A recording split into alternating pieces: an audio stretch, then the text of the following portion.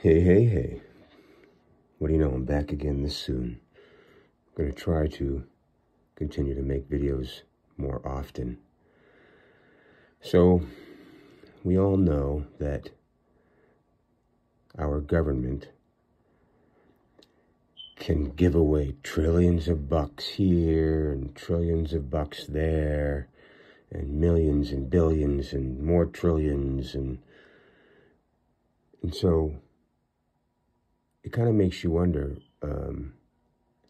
where does that money come from? What is the only body that can create money lawfully in this country? The answer is the people. It's our faith and credit, not debit, not debt. And so, speaking of how maybe we might be able to find some of the ways in how they do this and how they erroneously steal our wealth, and it's generational now, right? So we're the new founders just by finding this information that's available. I mean, they're laughing at us, saying, look, there's books out there that can show them exactly how to get, the correct rights and freedoms that they have so that they can communicate their standing as it pertains to the government or corporations or many different things, other individuals, right? So listen to this. Section 39 of the UCC Connection, the Social Security problem. Again, this was probably back in the 80s or 70s, but none of these things have changed. He says, if I were a young man, 18 or 20 years old, and just starting out in my first job, I would not want Social Security. Along with my signature on the application, I would write, without prejudice, UCC 1-308. You could just write without prejudice. You have to bind yourself to the Uniform Commercial Code. It's not necessary, but whatever. You can do it. To reserve my common law rights. But why wouldn't I want Social Security today?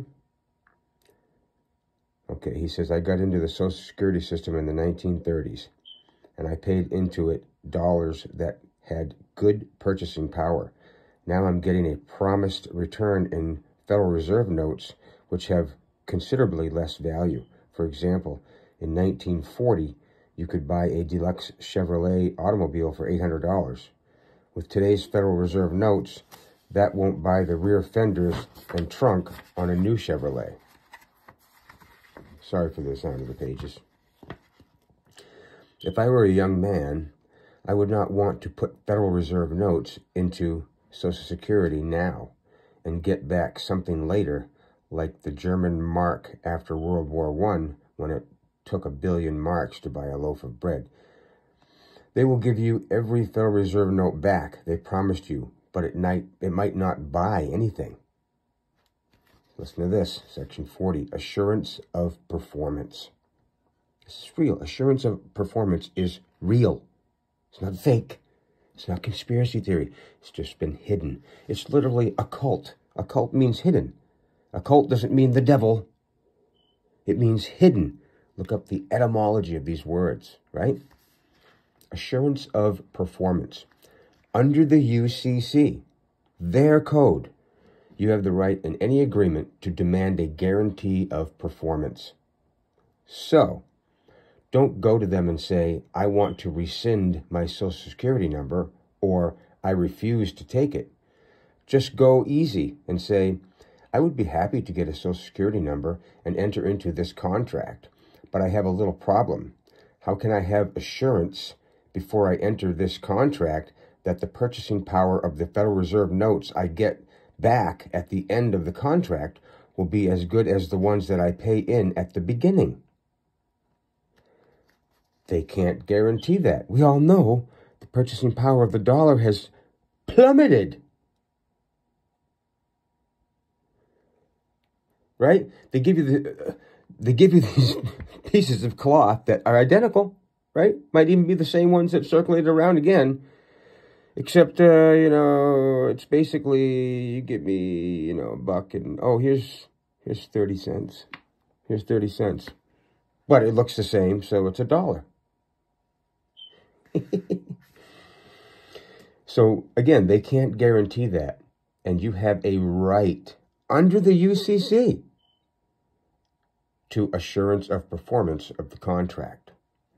So tell them, well, I cannot enter this contract unless the government will guarantee to pay me at the end of the contract with the same value Federal Reserve notes that I'm paying with. Both may be called Federal Reserve notes, but you know that these Federal Reserve notes don't hold their value. I want assurance on this contract that the Federal Reserve notes that I get in my retirement will buy as much as the ones I'm giving you now in my working years.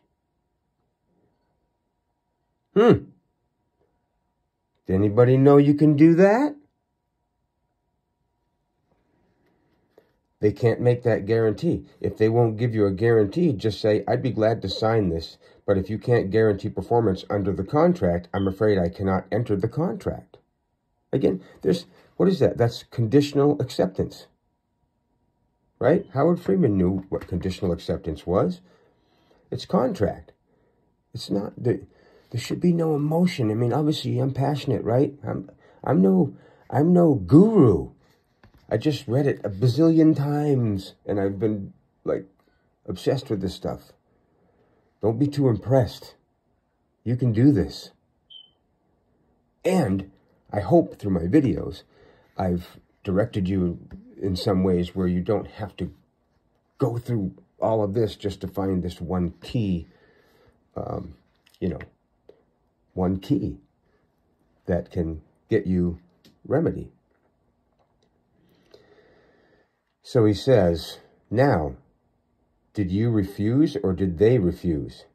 You can get the sections of the UCC which grant the right to assurance that the contract you have entered will be properly fulfilled, that the return will equal the investment, or you can reject the contract using the code, using their own system of law.